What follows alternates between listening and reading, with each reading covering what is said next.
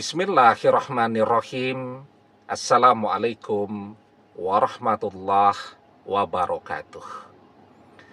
Bapak-bapak, ibu-ibu, mas-mas, mbak-mbak, khususnya adik-adikku sekalian yang dirahmati Allah dimanapun Anda berada. Kembali di Iip Channel bersama saya, Iip Wijayanto. Kali ini kita akan membahas tema mantan berpisah denganmu karena mantan jodoh sejatimu. Ya.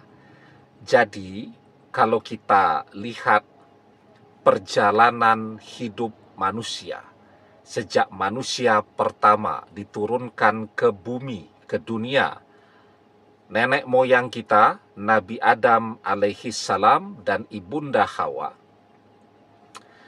ujian pertama yang mereka jalani ketika mereka turun ke dunia adalah perpisahan. Sebagian ulama meyakini bahwa Nabi Adam alaihi salam itu diturunkan di Asia Selatan, ya. Asia Selatan itu ya India, Pakistan, Bangladesh, ya, di sekitar situ. Dan ibunda Hawa diyakini turun di Timur Tengah, ya, di kota Jeddah, ya. Jadi Jeddah itu Jeddah artinya nenek, jadi kotanya nenek manusia. Nah, jadi kalau kita naik pesawat nih, ya, kita naik haji, itu dari Asia Selatan, itu tandanya kalau kita dari Selat Malaka tuh, ya, nanti kita dari, misalnya saya, ya, flight dari Jakarta gitu, nah nanti melewati Aceh, itu kita memasuki Selat Malaka. Selat Malaka itu kemudian nanti Kepulauan Andaman. Nah, kalau sudah memasuki Bengalaro, ya, Bengalaro atau Bengalaro gitu, cara menyebutkannya macam-macam tuh, itu Asia Selatan tuh, ya, dekat dengan Sri Lanka. Nah, dari Bengalaro sampai ke Jeddah, ya, kan kita biasanya kalau pesawatnya langsung nih, ya, kalau tidak transit, kalau transit kan biasanya bisa di Dubai, di Qatar, di Oman, ya. Nah, ini kalau kita tidak transit, nanti dari Bengalaro itu kita memasuki Miskat namanya. Nah, itu daerahnya Oman tuh. Dari Miskat atau Muscat itu nanti baru 2 jam perjalanan lagi, beberapa jam lagi, mungkin tidak sampai 2 jam, itu kita memasuki Gwadar. Nah, kalau Gwadar itu sudah dekat dengan Jeddah. Ciri khasnya betul itu kalau kita memasuki Gwadar itu pesawatnya agak getar. Karena angin samung, orang sana menyebutnya. Anginnya agak bergumpal gitu. Jadi kalau kita flight dari Jeddah itu pesawat biasanya masih agak getar, kalau melewati Gwadar itu sudah santai. Nah, kalau kita sudah agak getar itu, nah, Gwadar itu artinya kita sudah mulai memasuki Jeddah. Dari Gwadar sampai ke Jeddah itu sekitar 2 jam. Jadi intinya itu dari Asia Selatan, dari Bengalaro sampai ke Jeddah itu, kalau landingnya di Jeddah, ya, saya juga pernah bimbing umroh itu landingnya di Madinah, di Prince Abdul Aziz International Airport kalau yang di Madinah. Kalau yang di Jeddah, King Abdul Aziz International Airport. Nah, itu ya, yang di sana Prince, yang di sini King. Jadi begitu kita landing di Jeddah itu dari Bengalaro itu mungkin sekitar kalau naik pesawat ya 5 jam perjalanan. Naik pesawat, ya.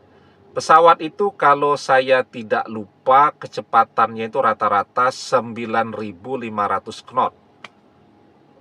Berapa kilometer per jam? Pokoknya intinya cepet banget lah gitu, ya.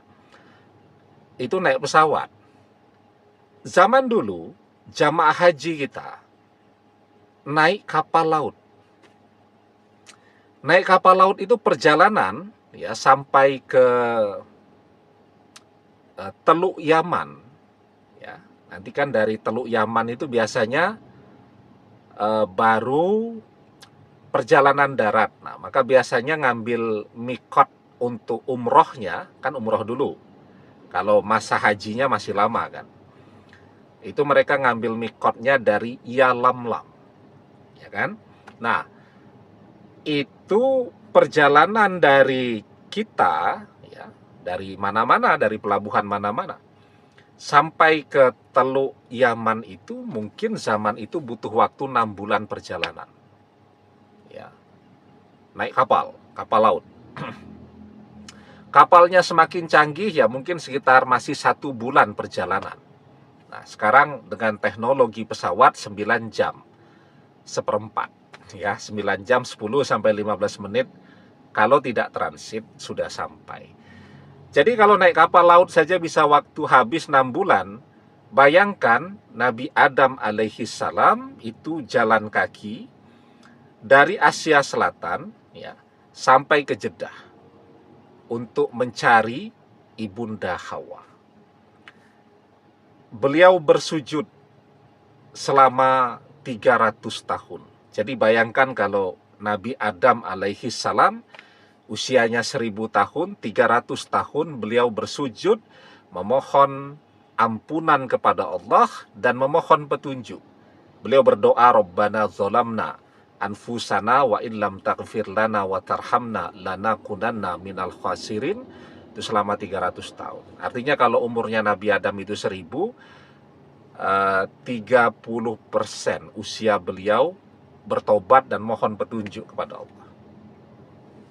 Kalau usia misalnya Nabi Adam seperti kita zaman sekarang rata-rata 70 tahun, 30%-nya berapa tuh? Ya sekitar 20-an tahun ya.